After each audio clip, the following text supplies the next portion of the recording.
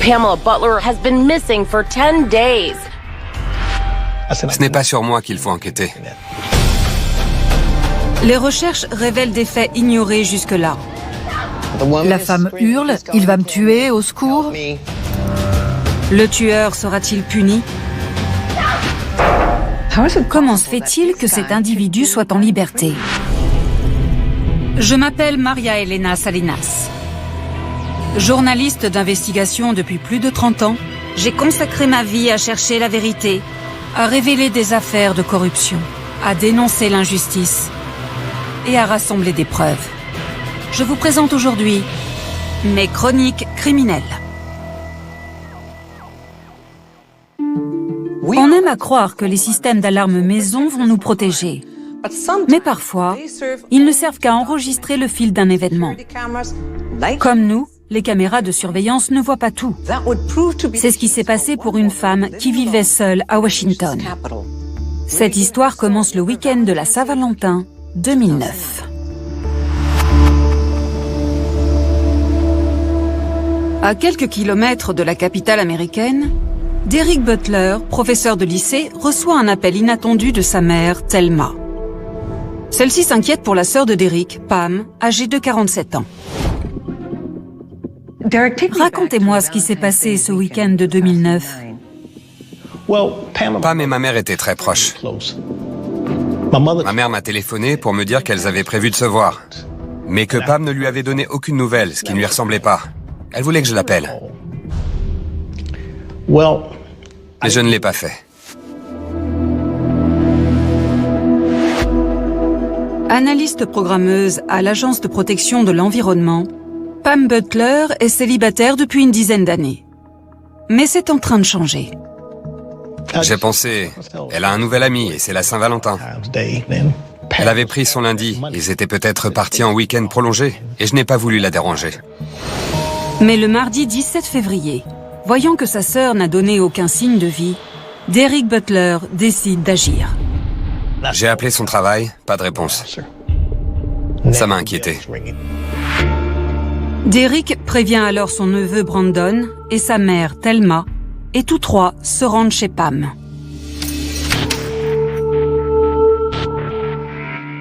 En ouvrant la porte, j'ai su que quelque chose clochait. Ça ne sentait pas très bon. Comme si la poubelle n'avait pas été sortie. C'était pas son genre. Le mystère s'épaissit quand il découvre le désordre qui règne dans le bureau de Pam. Comment tenait-elle sa maison? Impeccable. Quand elle vous offrait à boire, dès que vous aviez terminé, elle remportait immédiatement la tasse à la cuisine. Dès que vous aviez fini. Dans sa chambre, à l'étage, les draps avaient été retirés. Une fois redescendu au rez-de-chaussée, il est alerté par un autre détail qui ne colle pas.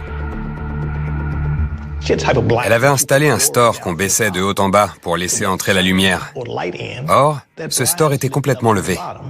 Ma tante, qui était célibataire, baissait toujours les stores parce que les fenêtres donnaient sur la rue et qu'avec la circulation, elle ne voulait pas qu'on puisse voir ce qu'il y avait chez elle. On est allé à la fenêtre et on s'est rendu compte qu'elle était ouverte. Ouverte? Oui. Cela ne ressemble pas à Pam Butler, toujours très vigilante. Plus inquiétant, son sac à main est dans la maison et ses deux voitures sont garées à l'extérieur. Ça veut dire qu'elle n'est pas partie. Derek Butler appelle immédiatement la police. Étant donné qu'elle était majeure, il y avait deux possibilités.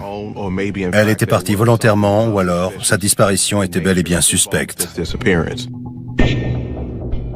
Elle s'éclatait dans son boulot et aimait énormément sa famille.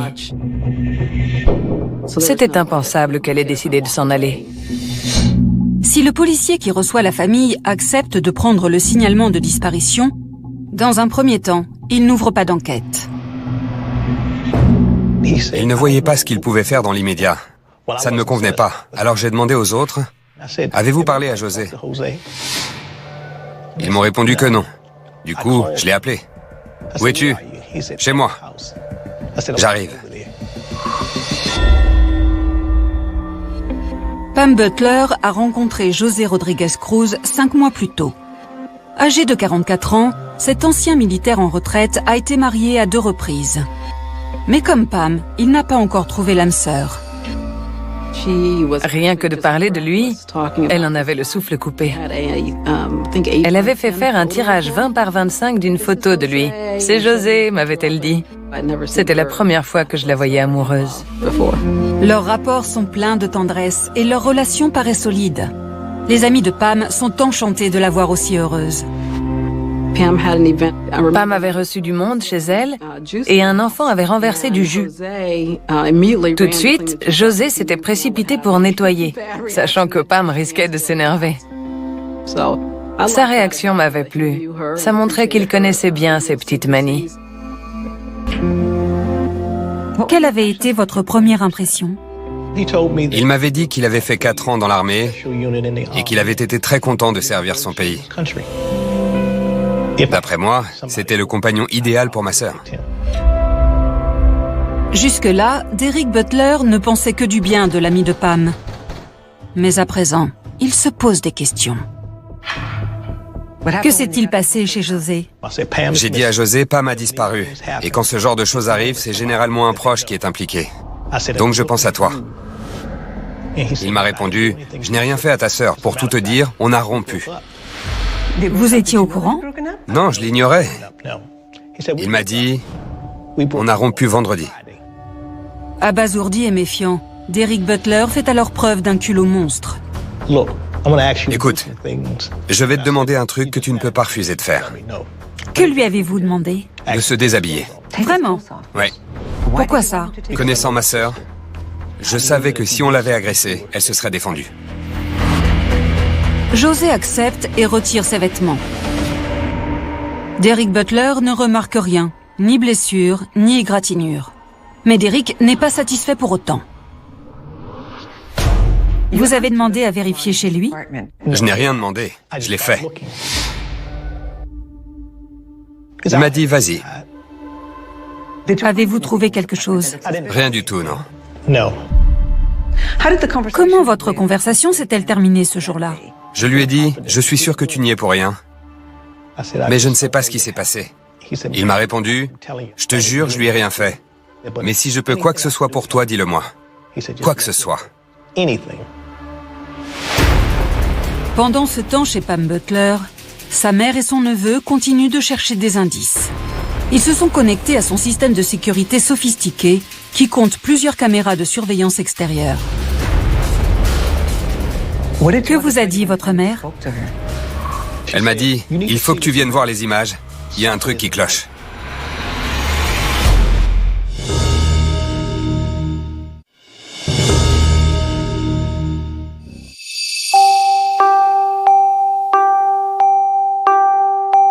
La Saint-Valentin 2009 ne s'est pas déroulée comme prévu pour Pam Butler et sa famille. Après avoir rompu avec son ami José Rodriguez Cruz, Pam a disparu. Le quartier de Washington où elle habitait était sûr. Extrêmement sûr. Pourquoi avait-elle un système de sécurité? Elle disait que ça la rassurait. Mais les images que la mère et le neveu de Pam Butler visionnent chez elle soulèvent encore plus de questions. Pam était obsédée par sa sécurité, au point que, quand on arrivait chez elle, même moi, avec qui elle était très amie, elle n'ouvrait pas tant qu'on n'avait pas frappé et qu'on n'était pas visible sur les écrans des caméras de surveillance. Même si je lui envoyais un texto, je suis en voiture, j'arrive, quand j'étais devant sa porte, elle vérifiait par le Judas et sur les écrans avant de m'ouvrir. Sur les images, on voyait ma tante entrer avec José. C'est la dernière fois qu'elle apparaît sur les écrans. Comment était-il possible qu'elle soit entrée et jamais ressortie? Elle semblait s'être volatilisée. Cette disparition étrange finit par éveiller les soupçons des services de police de Washington. Le mercredi, un jour après le signalement effectué par sa famille, les inspecteurs ouvrent une enquête. Mais les indices sont maigres. On n'avait pas grand-chose. Aucun signe de lutte, pas de traces de sang, pas d'armes possibles. On n'avait rien qui aurait pu donner à penser qu'un crime avait été commis. Leur seul espoir est de passer au crible les enregistrements des caméras de surveillance. Combien y en avait-il ? 5 en tout, dont 4 qui fonctionnaient. Il y en avait 2 à l'avant de la maison, une sur le côté droit et une à l'arrière. En revanche, sur le côté gauche, il n'y avait pas de caméra pour enregistrer ce qui se passait. D'après la vidéo, le jeudi soir, tout semble normal.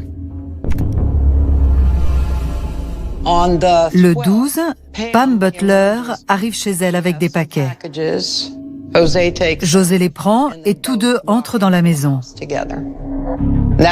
C'est la dernière fois qu'on la voit clairement sur les images de surveillance. Le lendemain matin, vendredi 13 février, José quitte les lieux seul aux alentours de 9 h. D'après ses collègues, à cette heure-là, Pam Butler va très bien. Le 13 février, elle travaillait de chez elle et elle avait parlé à un collègue au téléphone. L'appel n'avait rien de suspect ? Non, elle était de bonne humeur. Ce soir-là, vers 20 h, José arrive chez Pam avec un bouquet et entre avec une clé. Quelques heures plus tard, on le voit ressortir de la maison à plusieurs reprises entre minuit et 2 h du matin. Puis, à 2 h 30, une des caméras filme les phares d'un véhicule qui s'éloigne. Comment a-t-il expliqué ses allées et venues à la police ? Il avait essayé de se calmer après leur dispute. D'après lui, il avait reçu un courriel de son ex-petite amie. Pam était furieuse qu'il soit resté en contact avec elle. Ils avaient rompu à cause de ça. Dans la maison, y avait-il des indices d'une dispute ou d'une rupture ? Quand on a fouillé la maison, on a retrouvé une carte de Saint-Valentin écrite par José dans la poubelle. José ajoute également qu'avant de repartir, il avait vu Pam en tenue de sport en train d'enfiler ses chaussures de jogging. Lui-même s'était rendu chez son ex-petite amie dans le Maryland et avait passé la journée du 14 avec elle, un alibi confirmé par la police. Cependant, il n'avait pas tardé à revenir chez Pam Butler. Au cours des 3 jours suivants, les images vidéo montrent José transporter des sacs. Il a raconté que Pam n'était pas chez elle. Il l'avait appelée et lui avait laissé des messages. Il avait aussi laissé un mot. Tu m'as demandé de te rapporter tes affaires, c'est fait. Où sont les miennes ? Pour la police, José Rodriguez Cruz est un suspect possible, bien qu'il nie toute implication dans la disparition de Pam. Il a proposé qu'on perquisitionne son appartement et qu'on fouille sa voiture. Il a même accepté un prélèvement d'ADN. Mais rien n'a retenu l'attention des inspecteurs. Pendant ce temps, we know that this case is not going to be solved unless somebody comes forward and tell us what they know. Derek Butler a décidé de demander de l'aide au grand public par le biais des médias locaux. 47-year-old Pamela Butler of Northwest has been missing for 10 days. Il y avait là tous les ingrédients d'une histoire sensationnelle. Une femme qui n'avait pas de raison de disparaître, un frère omniprésent sur les chaînes de télé locales, et un mystère de taille, puisqu'elle était rentrée chez elle et jamais ressortie. Où était-elle ? À son tour, José Rodriguez Cruz accepte de donner une interview à condition qu'on ne montre pas son visage.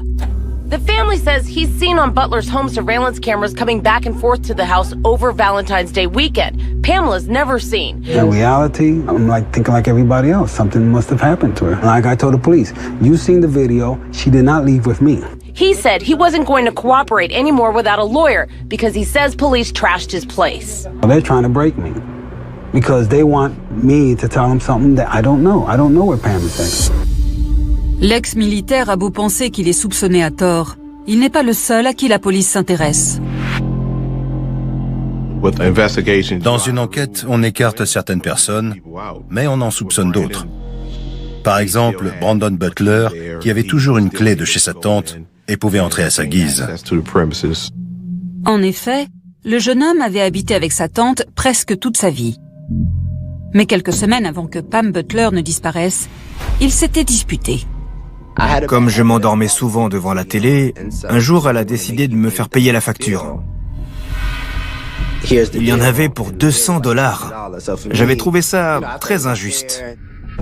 Ils s'entendaient bien? Ça dépendait. Elle m'appelait parfois pour se plaindre que Brandon s'était mal conduit ou lui avait manqué de respect. Au cours de son interrogatoire, Brandon Butler affirme qu'il aimait sa tante et qu'il n'était pas allé chez elle pendant le week-end de la Saint-Valentin. Après un nouveau visionnage attentif des vidéos de surveillance, il apparaît qu'il a dit la vérité. Mais qu'en est-il d'un autre membre de sa famille? Y avait-il la moindre raison de penser que son frère Derek soit impliqué dans cette affaire? Une des choses qui attire notre attention, c'est quelqu'un de trop serviable. Est-ce que ça cache quelque chose? En parlant avec Derek Butler, les inspecteurs ont appris qu'il n'était pas uniquement enseignant. Il est aussi l'associé de sa sœur. En effet, ils sont copropriétaires d'un immeuble de 12 appartements et d'une maison à Baltimore. Mais en 2009, la bulle immobilière a éclaté et leurs affaires sont en perte de vitesse. Il frisait la faillite et elle lui en voulait à cause de ça. On devait donc tout envisager. Tout. La police vous a-t-elle demandé si vous vous entendiez bien? On était frères et sœurs. Ça veut pas dire que tout était tout le temps tout rose entre nous. Avez-vous eu l'impression d'être soupçonné par la police? Oui, et ça m'a déplu. Ils m'ont dit, votre sœur a disparu, mais on n'a relevé aucun signe de violence. De plus, il apparaît que vous seriez le premier à qui ça profiterait. Pourquoi? Parce qu'alors, l'immeuble m'appartiendrait. Mais les inspecteurs n'ont aucune preuve de l'implication de Derek Butler. À la fin de la deuxième journée d'enquête, ils n'ont pas trouvé non plus la moindre trace de Pam. Mais bientôt, des indices vont orienter les recherches dans une autre direction. On a fini par faire appel aux chiens de recherche de cadavres. Ils cherchent la mort. Ils sont entraînés à détecter des corps en putréfaction. J'étais là quand les chiens ont fouillé la maison. Ils sont restés longtemps. Des heures. Et là, j'ai compris. Quoi?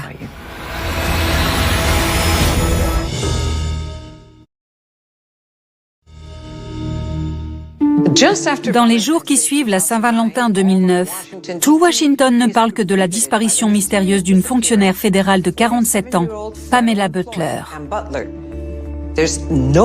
Elle n'apparaît pas sur les images de ses caméras de surveillance alors qu'on voit son ex-petite amie aller et venir ce week-end-là. En outre, il n'y a aucune trace de violence dans la maison. Les enquêteurs décident alors de passer à la vitesse supérieure. The place has been searched over and over again by crime scene experts, but so far, no trace of Pam Butler. J'étais là quand les chiens ont fouillé la maison.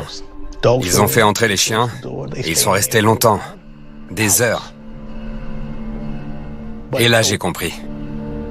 Quoi? Elle était morte. Voilà ce que j'ai compris. Les chiens ne détectent rien dans le salon ou les chambres. Et puis soudain, l'un d'eux a senti une odeur sur une couverture rouge dans le garage. Un deuxième, une odeur dans la voiture et une autre près du sèche-linge au sous-sol. Le fait que les chiens aient détecté une odeur dans la maison indiquait que Pam avait probablement été tuée à l'intérieur. Mais on n'avait toujours pas de cadavre.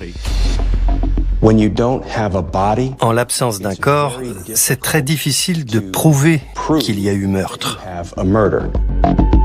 les inspecteurs sont perplexes. L'enquête piétine. Pendant 4 mois, la famille de Pam Butler attend l'élément nouveau qui permettra de résoudre l'affaire. Et puis... This morning, the remains of an African-American female found in a driveway. Le corps est découvert à une 50aine de kilomètres du quartier de Pam. Are you looking into the possibility that these remains might be Pamela Butler? That's something that we are looking into. J'espérais qu'on la trouverait parce qu'ainsi sa famille aurait pu faire son deuil. Quand avez-vous su s'il s'agissait de Pam? Le lendemain. Et alors? Ce n'était pas elle. L'analyse des empreintes digitales révèle que la victime est une jeune femme de 21 ans, tuée par balle 2 semaines plus tôt. Espériez-vous que c'était votre sœur? Ou pensiez-vous qu'elle était peut-être toujours en vie? Je voulais tourner la page. Je voulais que ce soit fini. Parce que ça bouffait littéralement toute ma vie.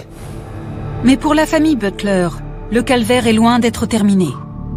Quelques semaines plus tard, la police de Washington est lancée sur une nouvelle piste par un tuyau anonyme. SVP, intéressez-vous au fait que Pam et le frère n'étaient pas aussi proches qu'il veut le faire croire. D'ailleurs, elle voulait rompre un contrat qu'ils avaient passé. On a donc interrogé à nouveau Derek afin de cerner ses relations avec Pam. Leur association commerciale était-elle plus fragile que Derek ne l'avait affirmé? Par moments, ma tante pensait que ce n'était pas une si bonne idée d'être en affaire avec mon oncle. Elle disait toujours qu'avec certaines personnes, il ne faut pas tout mélanger.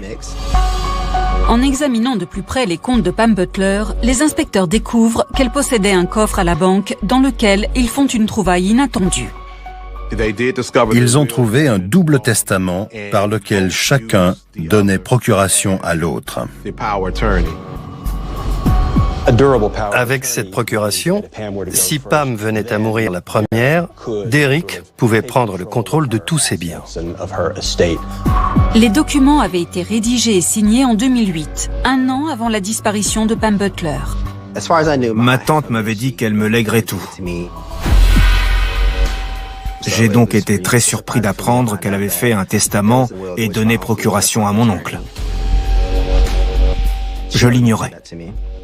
Pourquoi avez-vous décidé de faire ces testaments? Elle avait fait le sien, par lequel elle me léguait ce qu'elle avait. De mon côté, je lui laissais tout, parce qu'aucun de nous deux n'était marié. La police passe leur relation d'affaires au crible afin de découvrir si Derek Butler avait d'autres raisons d'éliminer sa sœur. Une nouvelle fois, ils font chou blanc. Je leur ai dit, je suis content de voir que vous faites votre boulot, mais cherchez ailleurs. Les inspecteurs s'intéressent alors de nouveau à l'ex-petite amie de la disparue, José Rodriguez Cruz, la dernière personne qui ait vu Pam Butler vivante le fameux week-end de février. La rupture cette veille de Saint-Valentin se serait-elle terminée en drame? La police a obtenu une commission rogatoire pour fouiller la maison et la voiture de José. Oui. Qu'a-t-elle trouvé? Pas grand-chose chez lui. Dans la voiture, il n'y avait pas de traces de sang. Mais un chien chercheur de cadavres qu'on avait fait venir a détecté une odeur. Il l'a senti dans le coffre et sur la banquette arrière. C'était l'indication que des restes humains s'étaient trouvés à ces deux endroits. Qu'avez-vous fait alors? Cet indice suffisait-il pour procéder à une arrestation? Non. Pourquoi? Je ne pouvais rien prouver sans qu'il subsiste un doute raisonnable. Certes, le chien avait détecté quelque chose, mais on n'avait pas trouvé de sang, de tissu humain ou d'armes. Les chiens avaient pourtant senti une odeur dans la voiture de Pam et celle de José. Oui, mais n'oubliez pas que nous devons prouver qu'une personne a été tuée et comment. Mais aussi que le coupable avait l'intention de donner la mort. Il nous manquait un indice irréfutable. Un lien solide. Les procureurs sont dans une situation compliquée. Ils ont beau soupçonner José Rodriguez Cruz. Ils ne pourront pas l'accuser de meurtre tant qu'ils n'auront pas prouvé que Pam Butler est morte. Tant qu'on n'a pas retrouvé le corps, ça reste une affaire de personnes disparues. On n'avait pas assez d'éléments pour qu'il ne subsiste aucun doute raisonnable. Je leur demandais inlassablement qu'ils donnent le nom du suspect. Ils me répondaient qu'ils n'avaient pas assez de preuves pour ça. Qu'avez-vous fait pendant les mois qui ont suivi la disparition de votre sœur?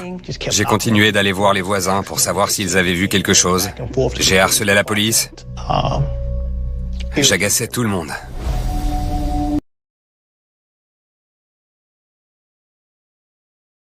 Les années passent sans que l'affaire ne progresse. At this point, I mean, of course, we're starting to lose hope, but I mean, anything could happen. but we are expecting the worst. Au fond de moi, j'ai fini par accepter qu'elle soit morte.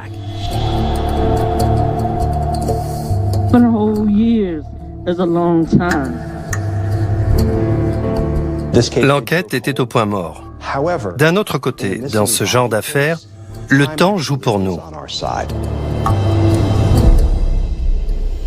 À l'automne 2016, la procureure Deborah Saenz intègre l'équipe d'enquêteurs et met au point un nouveau plan d'action. D'abord, on devait faire une déclaration judiciaire de décès. Mais il fallait respecter un certain délai, de façon à prouver que Pam Butler n'était pas partie refaire sa vie ailleurs. Dans le district de Columbia, le délai est de 7 ans. Donc Pam est déclarée morte officiellement. Ça change quoi pour l'enquête?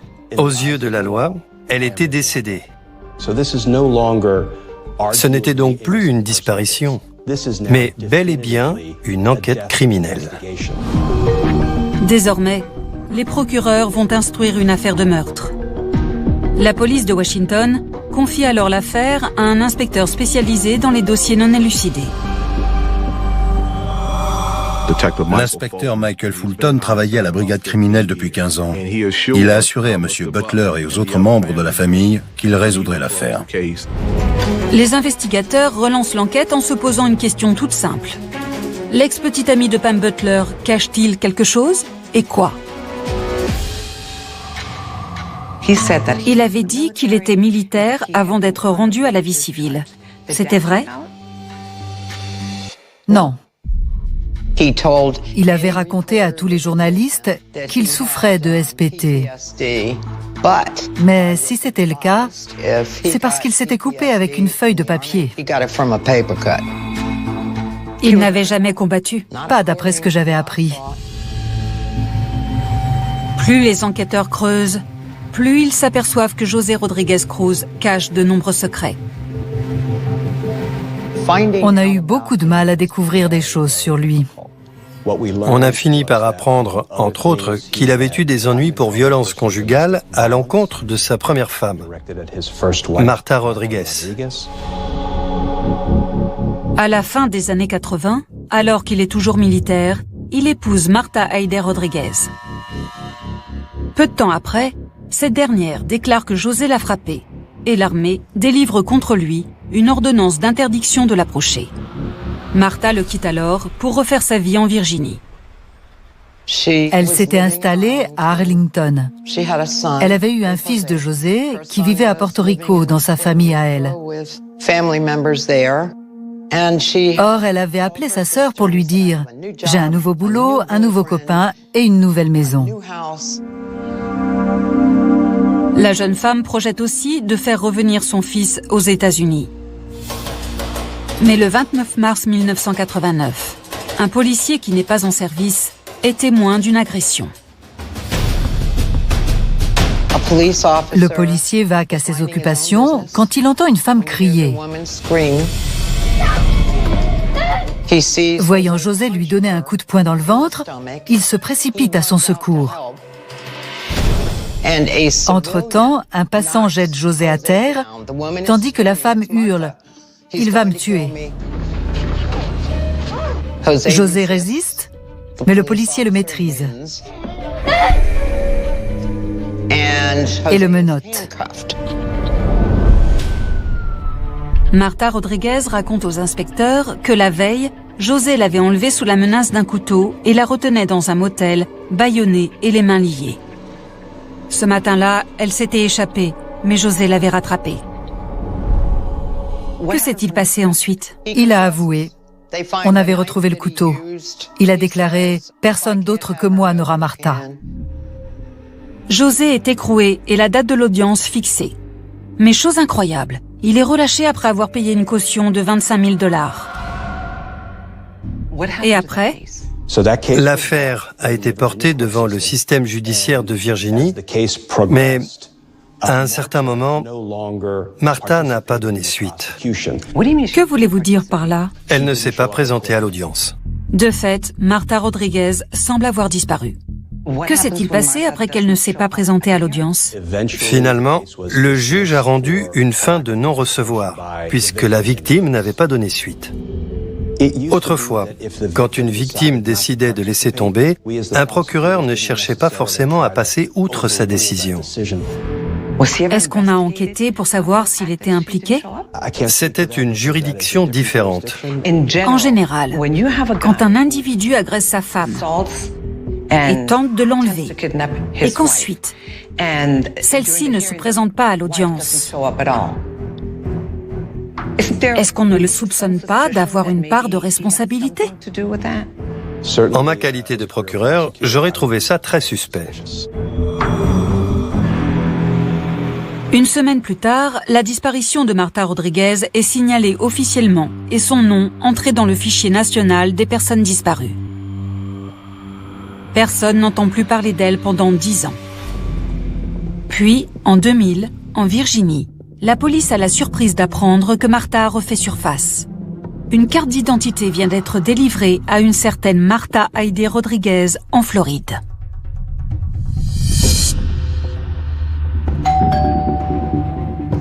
À l'inspecteur de Miami qui était allé vérifier, une femme avait déclaré qu'elle était Marta Rodriguez. Oui, c'est bien moi, Marta Rodriguez. Je n'ai pas disparu, je vais bien. L'information est transmise aux autorités en Virginie, qui en concluent que Marta avait dû déménager en Floride.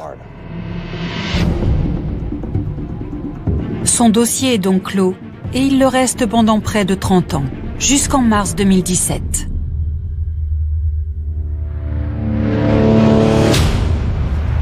À Washington, l'inspecteur Fulton, chargé de la nouvelle enquête dans l'affaire Butler, souhaite parler à Marta Rodriguez. Après avoir appris que José Rodriguez avait été marié, il a décidé de prendre contact avec sa première femme, afin d'en savoir plus sur les habitudes de son ex-mari. Mais d'abord, il demande à ses collègues en Floride une copie de la carte d'identité établie au nom de Marta en 2000. Quand il la reçoit, il n'en revient pas.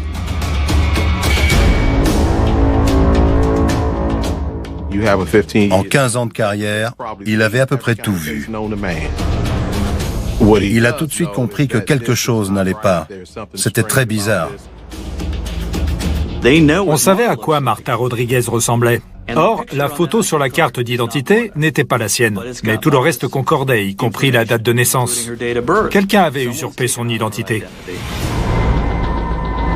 Où est la véritable Marta Rodriguez? Qui est la femme qui se fait passer pour elle et pourquoi? L'inspecteur Fulton parvient à trouver l'ancienne adresse de celle qui prétend être Marta. C'est en Virginie et la propriétaire de la maison est une autre femme. L'adresse de l'inconnue, quand elle vivait dans le Nord, n'était pas celle de la vraie Marta Rodriguez, mais celle de la seconde femme de José. Sa seconde femme? Oui. Et celle-ci a beaucoup de choses à raconter.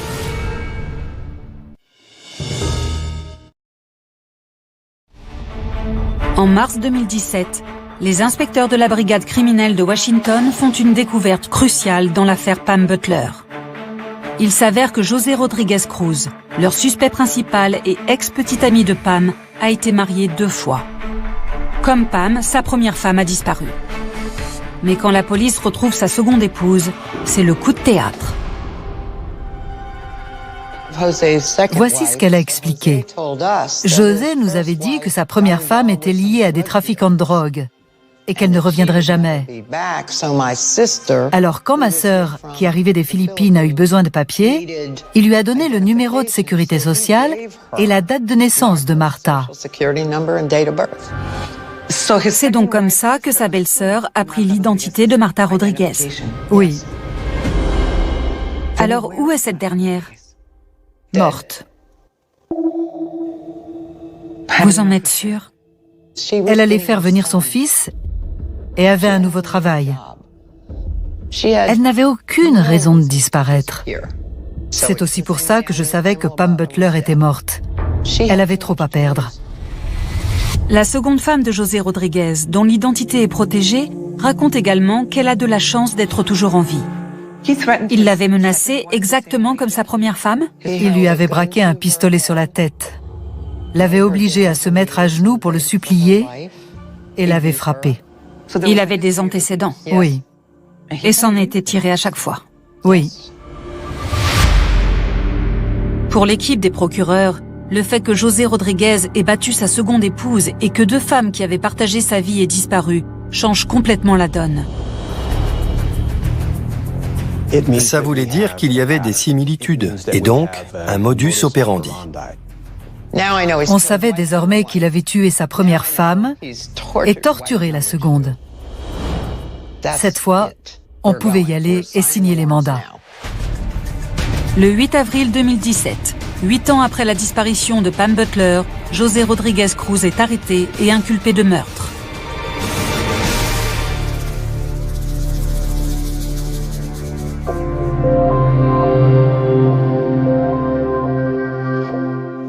J'ai reçu un coup de fil de l'inspecteur Fulton et il m'a dit « Je vous annonce que José est derrière les barreaux. » Ça a dû être un moment très fort. Vous pensiez que ça arriverait? J'étais sur le point de laisser tomber. On avait énormément parlé de l'affaire dans les médias et quand les gens me croisaient,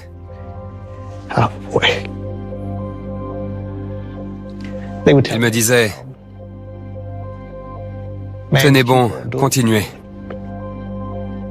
Mais c'était très dur. Vous en avez bavé. Oui. Alors ça a été une bonne journée. Vraiment.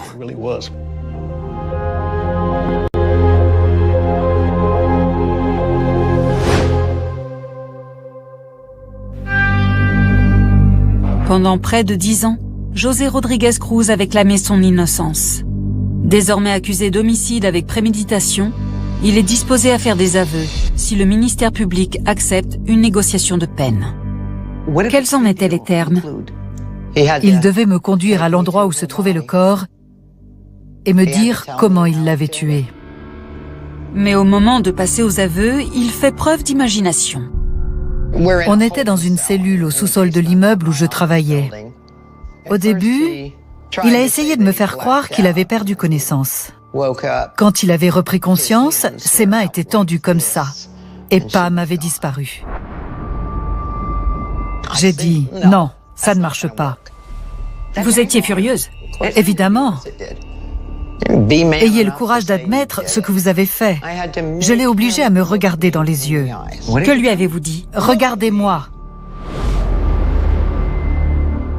Ne me racontez pas que vous vous êtes évanoui. Dites-moi la vérité. Sinon, pas de négociation et je vous massacrerai au tribunal. Il est évident que cette affaire vous tenait à cœur. Pourquoi était-ce si important? Parce qu'il s'en était tiré pendant très longtemps, après avoir fait souffrir beaucoup de femmes. Parce que ce n'était pas juste. Finalement, José Rodriguez Cruz fait des aveux complets. Tout commence dans la soirée du vendredi 13 février. Pam est en train de faire ses comptes quand elle s'en prend brusquement à José pour des questions d'argent. Elle était furieuse contre lui parce qu'il n'avait pas trouvé un meilleur travail et n'avançait pas dans la vie. Il s'était mis en colère et l'avait frappée. Elle s'était effondrée. Alors il s'était mis à cheval sur elle et l'avait étranglée. Il avait serré, elle était morte. A-t-il dit comment il s'était débarrassé du corps? Oui. Il n'avait eu qu'à le porter jusqu'à la fameuse fenêtre et le jeter dehors. Donc, il savait où se trouvaient les caméras. Oui. Cette fenêtre était le seul endroit par lequel il pouvait sortir le corps sans être vu. Ensuite, il n'avait plus qu'à sortir lui-même et à charger le corps dans sa voiture avant de disparaître.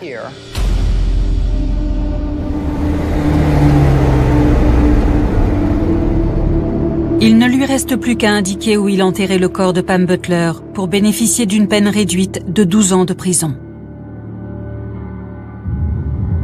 12 ans? Ouais. Pour le meurtre de votre sœur? Rien ne la ramènera jamais. Alors, 12 ans, ce n'est pas assez, mais je savais que ma mère voulait récupérer le corps et j'ai accepté. En décembre 2017, la police boucle une portion de l'Interstate 95 afin que les chiens de recherche de cadavres puissent quadriller le secteur où José Rodriguez Cruz prétend avoir enterré sa victime. Derek Butler les observe de loin. C'était terrible de le voir debout sur le pont à attendre. Attendre. Encore et encore. On ne l'a pas retrouvé.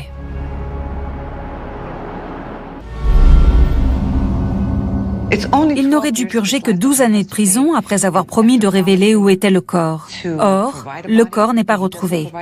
Malgré ça, il est condamné à 12 ans. Il devait nous conduire là où il l'avait enterré. Il avait tenu parole. Il s'était acquitté de cette obligation. Après, ça a été le choix de la famille. Thelma Butler a plus de 80 ans. Et si elle avait tenu tout ce temps, c'était pour pouvoir enterrer sa fille. On était d'avis que dans cette affaire, c'était à la famille de décider. Elle n'a pas été retrouvée.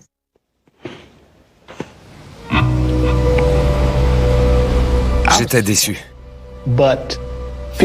Mais je crois qu'il a dit la vérité. Parce que les chiens ont bel et bien détecté des restes humains. Le problème est qu'à l'époque, c'était un terre-plein. 9 ans plus tard, c'était devenu une voie pour les véhicules à plusieurs passagers. Le corps était dessous. Ma tante n'aurait pas dû mourir pour avoir voulu rompre avec son ami. C'est un droit qu'on a tous. La famille et les amis de Pam Butler se sont consolés en sachant qu'après tant d'années, son meurtrier avait enfin été arrêté. Mais le vide laissé par son absence ne sera jamais comblé. Pour ceux qui la connaissaient, Pam était un rayon de soleil. Elle donnait de la joie à tous ceux qui l'entouraient, ses collègues, sa famille, ses amis. Mais aujourd'hui, cette lumière s'est éteinte. Aurait-on pu éviter la mort de Pam? Ouais. Si la police de Virginie l'avait arrêtée il y a 30 ans. Vous n'avez jamais cessé de vous battre. Non. Allez-vous continuer de vous battre pour Martha? Oh oui. Ouais. Je ne connais pas sa famille, mais il n'y a personne qui se bat pour elle. Vous voulez le faire? Oui. Je vais tout faire pour qu'il soit condamné à une peine plus longue. Je ne serai jamais satisfait sinon. La condamnation de José Rodriguez Cruz a permis de mettre un agresseur de femmes hors d'état de nuire. Mais il n'en a pas terminé avec la justice, car les autorités de Virginie ont rouvert l'enquête sur la disparition de sa première femme, Martha Rodriguez. Le meurtre de Pamela Butler n'a fait que souligner l'importance de reconnaître et de poursuivre les auteurs de violences conjugales. C'était Maria Elena Salinas, merci de m'avoir suivi.